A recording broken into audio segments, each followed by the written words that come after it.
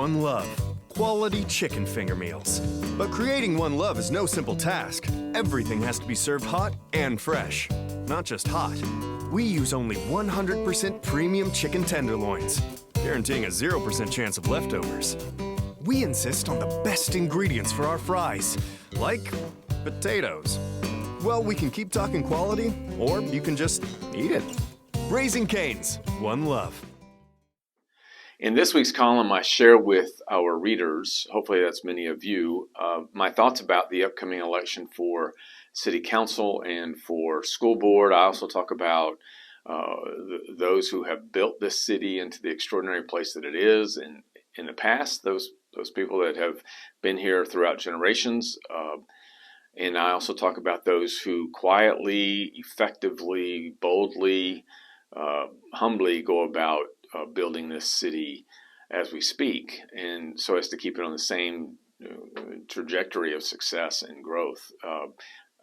There's no secret how most of us feel about Waxahachie, me included. I think it's an extraordinary place, wonderful place to call home, and it is a place I will call home until the good Lord calls me home. So, but I want to just share briefly with you right now our intentions and plans for upcoming city council elections, specifically city council. I'll speak to the school board elections here in just a second. But as we started doing last year, we will be conducting, in this case, 5 interviews, in-depth interviews with 5 candidates running for city council. There are 7 candidates running for 3 seats currently held by incumbents David Hill, Doug Barnes, and Melissa Olsen. The idea is to be able to provide you at least one source in this community that will provide you with an opportunity to know more about who it is seeking your vote to sit on an important council like the city council. Same goes for school board. Those are the 2 most important, in my view, most important groups of people in our community. They have the opportunity and the wherewithal to impact our daily lives unlike any other group around, whether it be in Washington, D.C. or in Austin. Right here at home, it's city council and school board that have the most impact. So it's important that we know who we're voting for, who's running, more than just a name and a face. You need to know about their qualifications, about their background, their intentions, their motivations, their ideas, their ability or inability to get along with others. So Sunspot is designed specifically for that purpose. Sunspot is the only place that these candidates will be sitting down in what would be best described as a kind of a back porch setting in which there's just a conversation. I don't provide questions in advance. I don't give any idea as to what we're going to cover. I mean, they have a sense of what we're going to cover insofar as about the city and about what council does, but there is no intention or plan or desire to have a canned talking points, platitudes, that sort of thing kind of interview. So we're going to sit down in a genuine way, authentic way, and just have a conversation.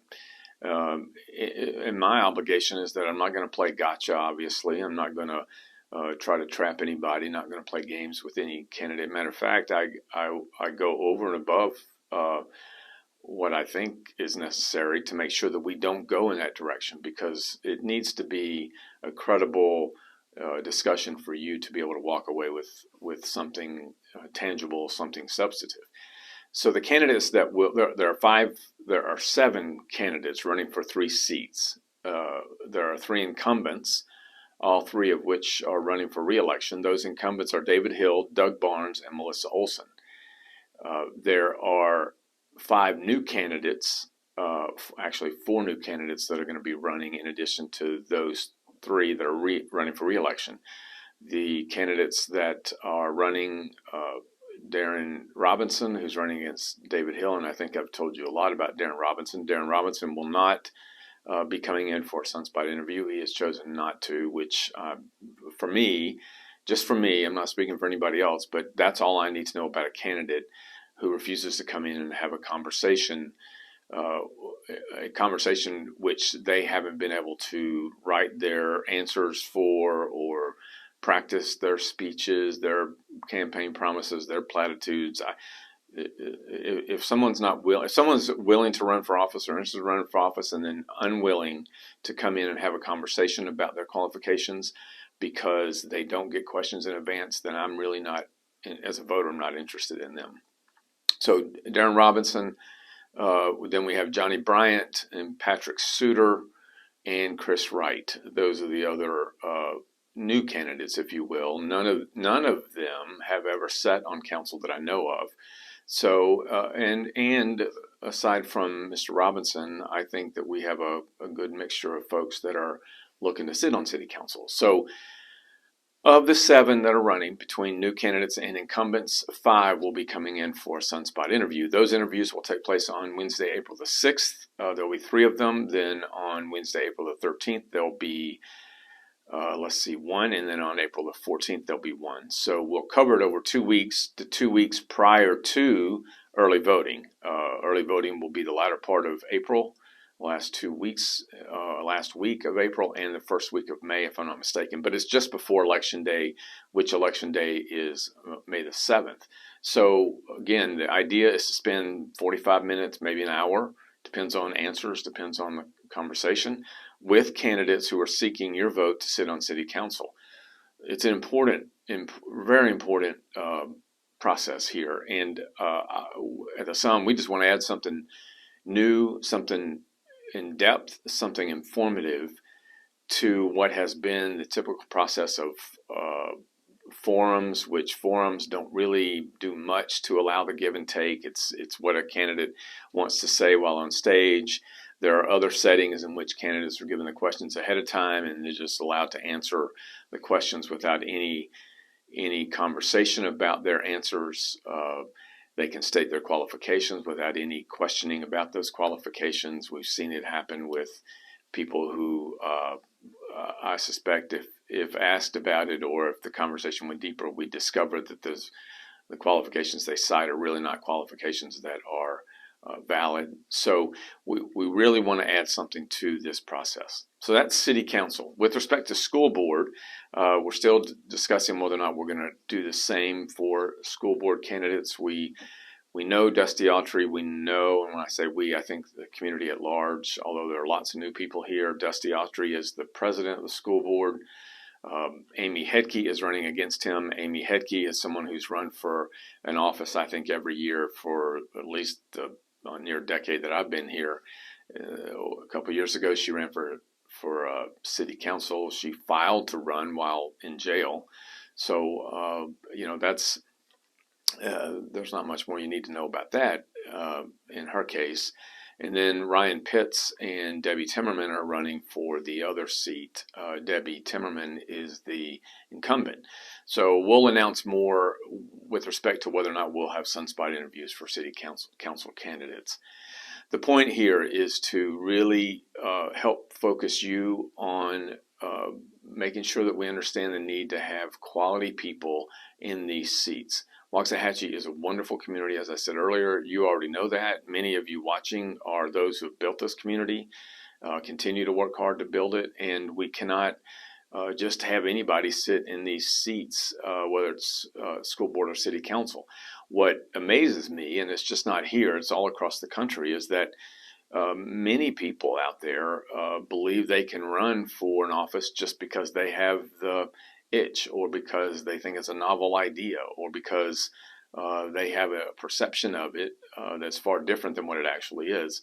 And we end up with people who either because of their ignorance related to what the job really is, or because of their ulterior motives, or because of their temperament or inability to get along with others, just create havoc and cause chaos, and the city can come to a grind. We also have those who want to run on platitudes about taxes and all sorts of other things that, if they got their way, the city would be in dire straits, and that needs to be considered when you listen to these interviews and go to the ballot box. So I'm excited about Sunspot. Last year was rather entertaining with one of them. The idea is just to provide you with a great conversation and let you hear from the candidates, not me, but from them. I'll ask questions, and some of those questions I don't even know what they will be until we get into those conversations, because I want the conversation to guide us as we go along. So I'm excited about it. Look forward to it. We will have more specific announcements about times and who the candidates are, both in the Sun, on our digital platforms, on our Facebook page and Instagram and all the social media. So you'll be kept informed as to when those will occur.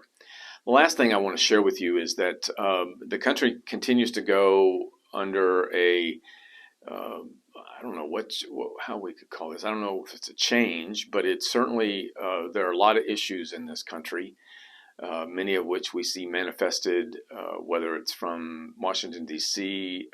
Or more at home here in the state of Texas, in Austin, coming out of Austin. We have a governor's race that's coming up, is getting heated, and that will get more heated. On a national scale, we see all sorts of gyrations and crazy things happening in the name of politics. And I just want to say to you that much like folks refer to others as globalists or nationalists or any other indefinite list of labels, my interest, and I hope it's yours, is to make sure that we take care of things here at home. And if whatever that label is, I'm proud to carry it. But Waxahachie deserves the attention. It needs more people in the fight to make sure that we are growing and prosperous and in quality and extraordinary, all those things. So I ask you to join in that and make sure that we take care of home first, and that we do right by our children, by those who've gone before us, and that we are willing to spend our time, effort, money, energy, and sweat and blood to really continue to build this city. So that's it for Straight Up today. I enjoy being with you. Once the election's over, we'll get back to a normal pattern of interviewing folks. But for the next few weeks, it'll be just us talking, and I'll keep you informed of the things that are going on. I do want to say the other candidate that's not going to be participating in Sunspot is Melissa Olsen. As hard as I've tried to build a rapport, a relationship with Mrs. Olsen, I haven't achieved that yet. So she refuses to sit down and talk with me off the record or on the record. So I'm not sure what to do. But my hope is that at some point, all candidates will realize that no comment is a comment, and that not sitting down for an interview is saying a lot. So with that, I will say goodbye. Have a great weekend, and I'll talk to you next week. See ya.